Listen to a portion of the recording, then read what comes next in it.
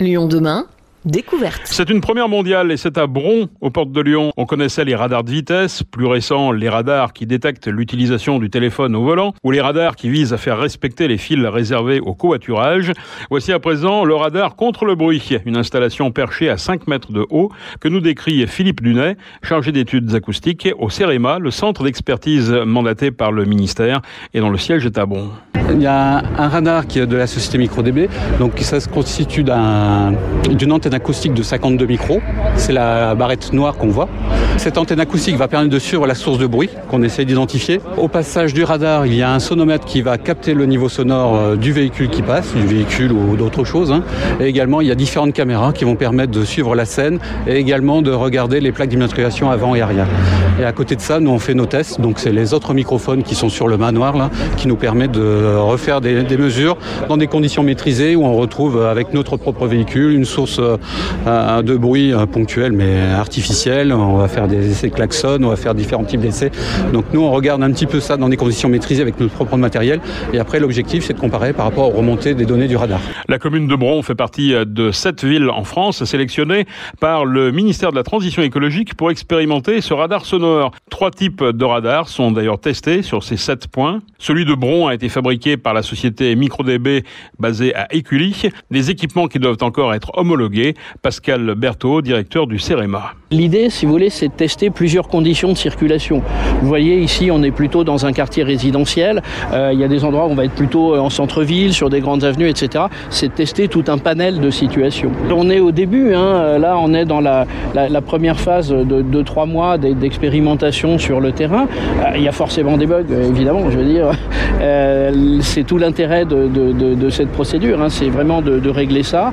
Après, il y a une phase d'homologation. Après, il y a une phase qui permet de tester toujours sur les 7 radars, mais cette fois-ci avec de la verbalisation, c'est-à-dire que ça part directement au centre de traitement et vous recevez l'amende. Et puis après, ça sera déployé sur l'ensemble du territoire. S'il y a une expérimentation, c'est qu'il y a aussi des difficultés à surmonter, c'est lesquelles ? Il y a une expérimentation parce que c'est le principe de base, vous savez, en matière technologique, en matière encore plus évidemment de sujets technologiques qui ont des implications sociales, sociétales.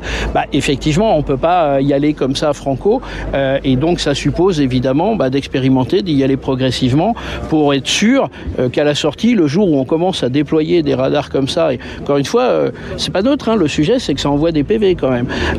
Vous pouvez pas vous permettre d'avoir ne serait-ce que 0,1% d'erreur. On arrive facilement à isoler un bruit par rapport à un autre. C'est tout le sujet, à la fois de capter les bruits, de les traiter, d'isoler et d'arriver à relier effectivement à la photo de la plaque d'immatriculation qu'on a pris dans le même temps. Donc c'est pour ça qu'évidemment c'est des sujets qui sont pas simples. Aujourd'hui, en termes d'intelligence artificielle, on n'est plus comme on pouvait être ne serait-ce qu'il y a 10 ans.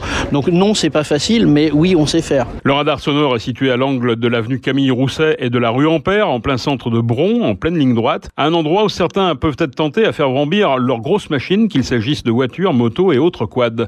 Jérémy Bréau, le maire LR de Bron. Effectivement, il y a une pollution sonore qui pourrit, on va dire, la tranquillité. Et lorsque Bron s'était portée candidate comme étant une ville test, et donc on s'est félicité d'avoir été retenu. Alors pour l'instant, comme je viens de le dire, on est en période de test. On va voir quelques mois pour avoir suffisamment de retour, de recul pour voir si ça fonctionne ou pas. Mais l'idée, effectivement, c'est que si ça marche, ici à Bron et dans les autres villes test, je crois qu'il y a Nice également, c'est de généraliser ça et de développer ce système de radar. Ça va pas changer fondamentalement la vie des gens, mais si ça permet d'apaiser et de réduire la pollution sonore, écoutez, c'est un plus. Et la pollution sonore, au même titre que d'autres incivilités, sont des choses que nous, en tant que mairie, ça nous engager massivement là-dessus, parce qu'effectivement, depuis le début du mandat, on s'est engagé sur réduire les incivilités, que ce soit les rodéos, les pétards, les mariages qui débordent et autres. Ça, c'est peut-être un niveau moins important, mais ça reste quand même important pour les raisons que je viens de vous évoquer. Dans une seconde phase, il y aura des verbalisations. Dommage d'en arriver là, mais pour que les gens puissent, on va dire, changer de comportement, on sera bien obligé de passer par là. C'est pas uniquement de la prévention, c'est aussi de la sanction. Il y a tout un travail de prévention à faire, puisqu'on prévient, il y a une phase de test, ça, mais à un moment, celles et ceux qui ne respectent pas, fois, seul moyen pour que la personne comprenne, c'est un moment de sanctionner. Nous, on est pragmatiques, hein. On fait le test, ça marche, on le garde, ça marche pas, on arrête l'expérience. Hein.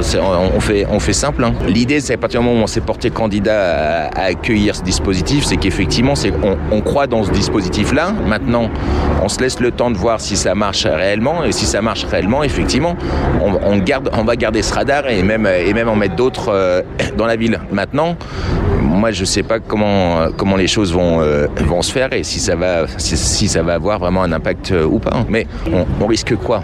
Si ça marche pas, tant pis, voilà, l'expérience, on l'a menée, elle n'est pas concluante, on passe à autre chose. Comme pour le radar de vitesse, le problème c'est que à l'endroit où il y a le radar, on fait attention finalement, mais il y a les autres endroits. Oui, mais alors, effectivement, il en faudrait un mètre tous les 200 mètres. On sait très bien que c'est pas possible, mais l'idée, c'est encore une fois, c'est la prévention, c'est changer un peu essayer de changer un peu les modes de pilotage, prise de conscience. Mais effectivement, il y aura pas 100% d'efficacité, mais si ça permet déjà de réduire un petit peu, on aura déjà gagné. Jérémy Bréau, le maire de Bron, les seuils d'amende pourraient se situer autour de 90 décibels, une amende à 135 €. Le radar sonore de Bron pourrait être pleinement en fonction à la fin de cette année, si les tests sont bien sûr concluants.